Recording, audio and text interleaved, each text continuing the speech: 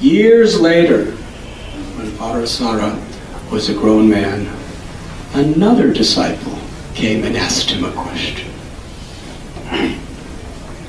He said, my dear Guru, please tell me, what are the qualities required to realize who we truly are?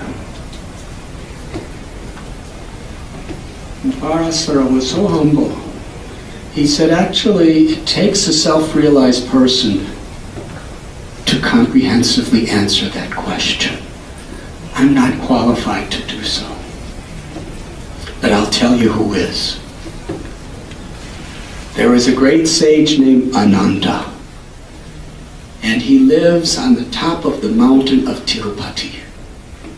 Go there and ask him this question. He has the saintliness and the wisdom to answer it. Now, in those days, there were no cars or trains or planes.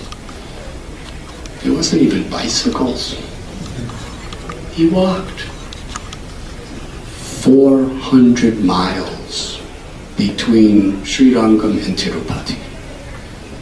And in that 400 miles, he had to cross wide rivers, traverse through dangerous jungles with cobras and vipers and tigers and leopards and wild elephants and wild boars and lots of mosquitoes. There were no hotels or motels on the way.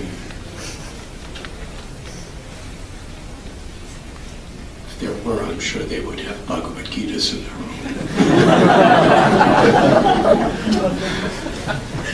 But he had to sleep under trees and sleep in caves. And then he had to climb 7 huge mountains. And finally he came to the top of the hill and met Ananda, also known as Anandacharya. He said Ananda gave him some prasad, some sanctified food, and gave him a simple place to live.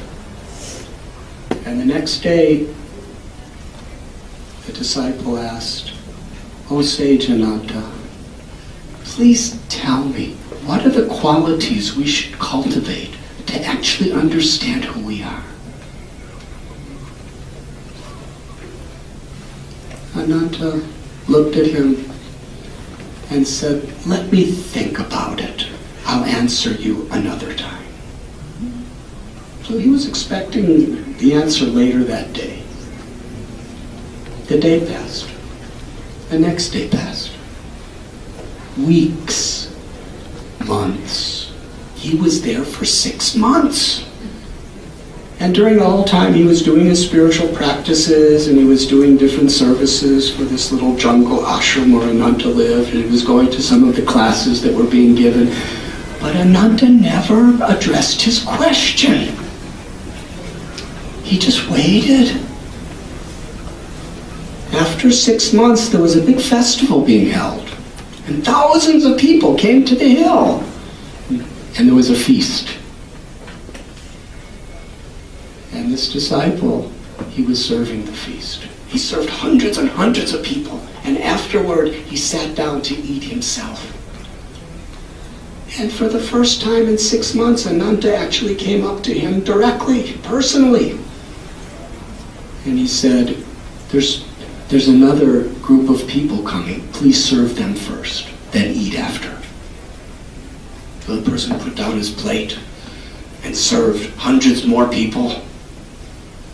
And he sat down to eat. Ananda walked up to him and said, "More people are coming, serve them first, please." He served them. The 3rd batch, the 4th batch, the 5th batch. Finally, it was late at night and everyone was gone.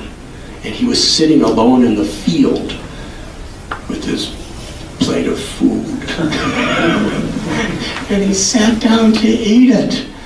Then Ananda came up to him again, but there was no one else there to serve. Ananda said, "If I remember right, you had a question for me." what is your question? Oh, he jumped up. He was really excited. He said, please tell me, what are the qualities that I should cultivate to understand the true self, to understand our relationship with Krishna, with Vishnu? Ananta looked at him. He said, one should be like salt, like a chicken, like a crane, and like you. That's all I have to say about your question. He walked away.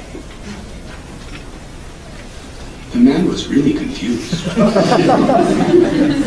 He waited 6 months for that. It didn't make any sense. He offered his pranams, he bowed down to Ananta, he packed his little bag, and he walked down the 7 hills and across the dangerous forests and the wide rivers. 400 miles later, he returned to his home in Sri Lanka. And when he came, he was walking through the streets, and there was Parasara, his guru. He was really tired. He walked a long way. And Parasara said, oh, you came back. Only 6 months later. He said, did you get your answer? He said, yes. Parasara said, well, what did he say? He said that a true devotee is like salt, like a chicken, like a crane, like me. Parasara started clapping. He said, what a wonderful answer. So precise and comprehensive. Perfect answer. The disciple, he looked at his guru and said, I'm confused. I don't understand. What does salt and chickens have to do with anything? Parasara said, let me explain to you the fathomless wisdom of Anantacharya. What are the qualities of salt?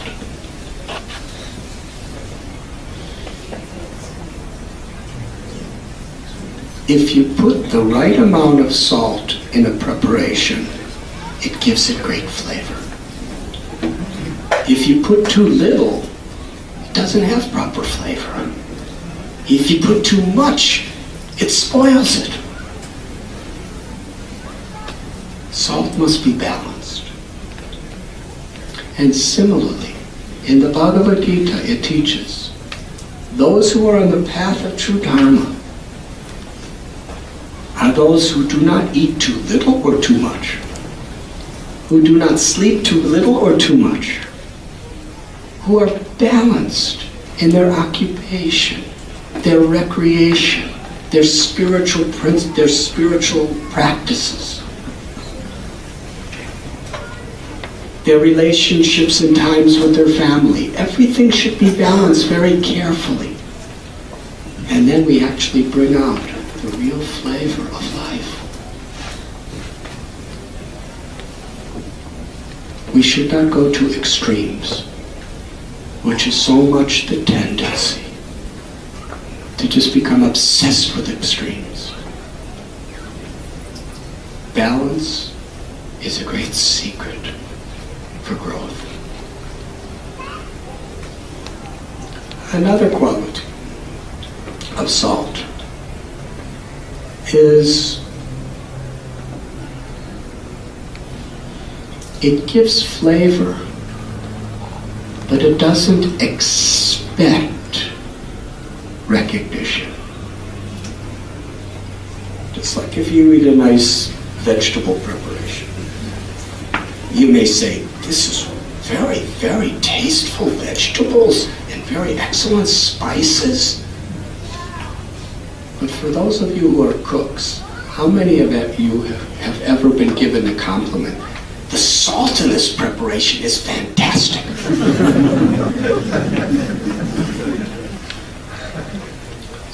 gives so much flavor to everything else. All the spices, the vegetables, the grains, but nobody ever recognizes the salt. In the same way, a true devotee is very eager to help others in every way, to serve God in every way, to accomplish things in beautiful ways for others' benefit, but does not expect or demand credit for oneself. One's happy just with the opportunity, with the privilege to serve. Another quality of salt. Do you ever think of salt this way?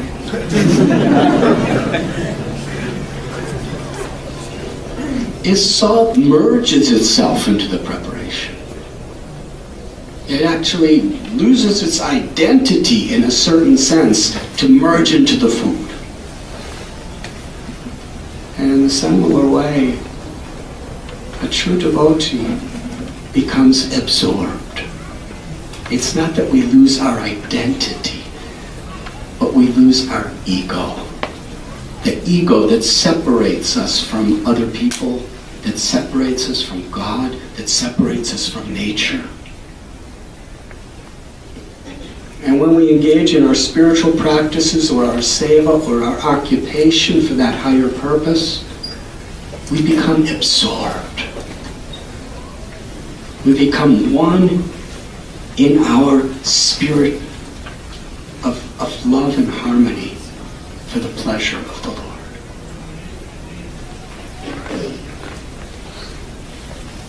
The disciple asked Parasara, well, what about chickens?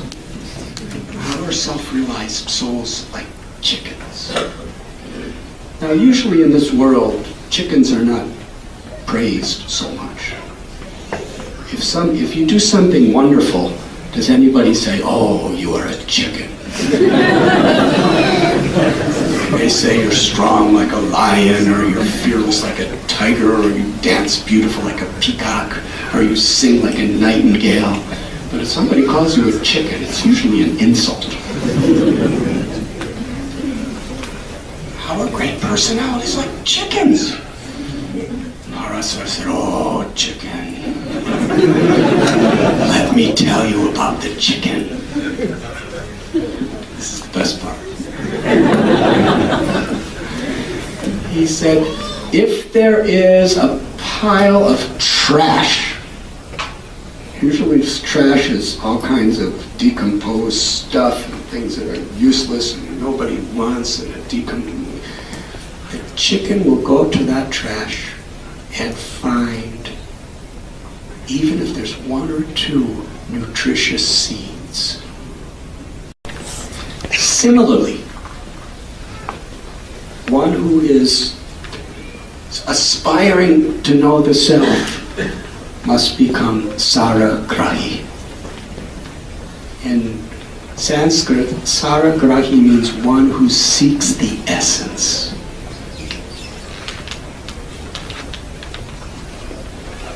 One who sees the good qualities in others and doesn't really concern themselves with all the bad qualities. One who actually learns how to appreciate. One who sees beyond all the coverings of egoism and mental speculations and activities that people may perform. Within it all is the Atma. There's a soul, and that soul is a part of God. And to be aware of that, to seek the essence. When my Guru Srila Prabhupada came to the West, he came from Vrindavan, the holiest of all holy places in India for those on the path of bhakti. And he lived in the heart of Vrindavan, Seva Kunj, where the Ras Leela, the epitome, the summum bonum of all spiritual realizations, is revealed. And he came to the West on a cargo ship, 38 days. He only had $8, but he couldn't change the rupees. And he lived not far from here in Haight-Ashbury. First he was in the Lower East Side of New York, and then a couple months later he came and lived in Haight-Ashbury. And at that time, in 1968, it was really, for him, unbelievable. It was the height of the hippie movement, the counterculture. Somebody asked Prabhupada at that time, "Can you show me magic?" And they were wanting Prabhupada to make some ashes, or produce some gold, or read minds, or do some magic like that, because they thought that's what yogis are supposed to do. And Prabhupada said, "My magic is that I have made hippies into happies." Transform these people. How did he do that? Even though some of these people were so depressed, some were addicted to drugs and alcohol, some really had no direction in life, he saw whatever little spark of good was in them. And he focused on that spark and fanned that spark, and knew that if he just nourished that spark, it would become a fire, and all the layers and layers and layers of bad qualities would naturally be dissolved. Like here in the Bay Area, you have fog, but the sun evaporates the fog. So that sun Prabhupada saw was in everyone. And that was actually the quality that gave all these people the chance to transform, is someone saw their potential and focused on it and appreciated it, rather than just beating them down because of their faults. This is the quality that the chicken teaches us. To see that nourishing seed, even if it's in a pile of rubbish. And similarly, when it comes to religion, Savai punksam paro dharamo yato bhaktir hokshaje hoitakya pratiyata yayatma suprasidati.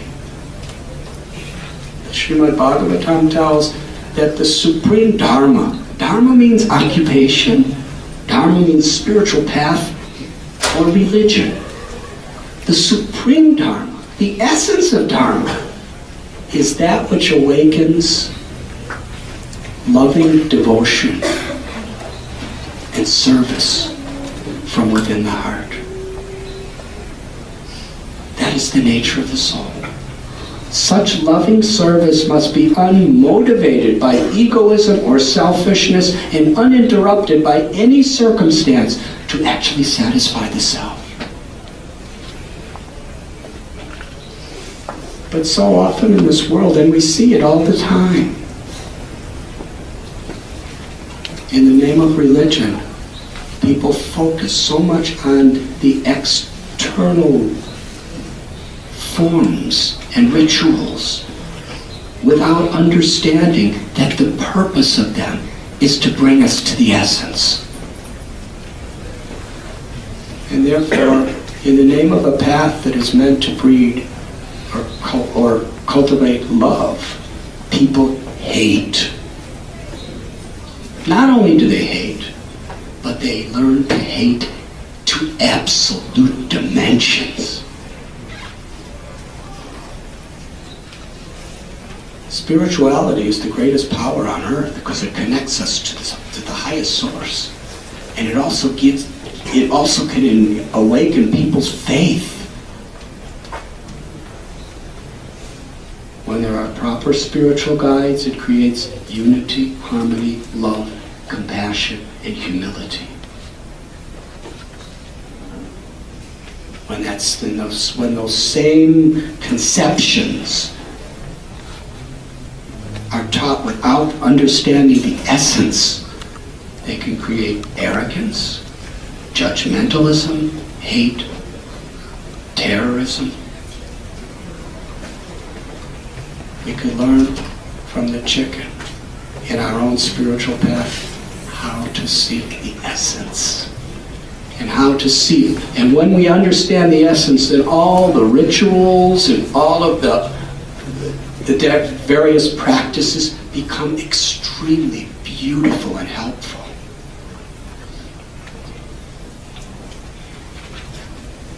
Another quality of a chicken, do you ever think of chickens this way? Is it seeks the essence in situations. Every situation is an opportunity to grow or an opportunity to dwindle. We can complain about our situation. We could blame others for our situation. We could blame God for our situation. We could be depressed over our situation. We could be angry and envious about our situation.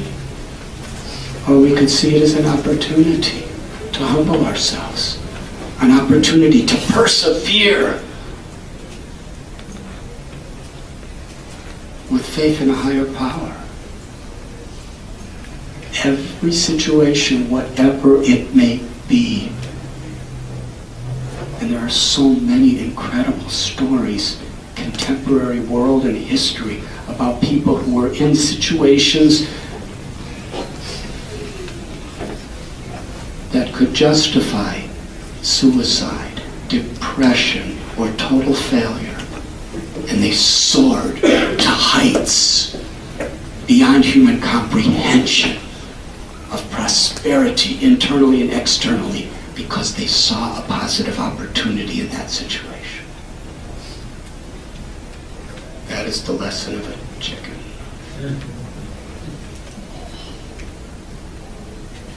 Not to just complain and blame, but to see what I could do.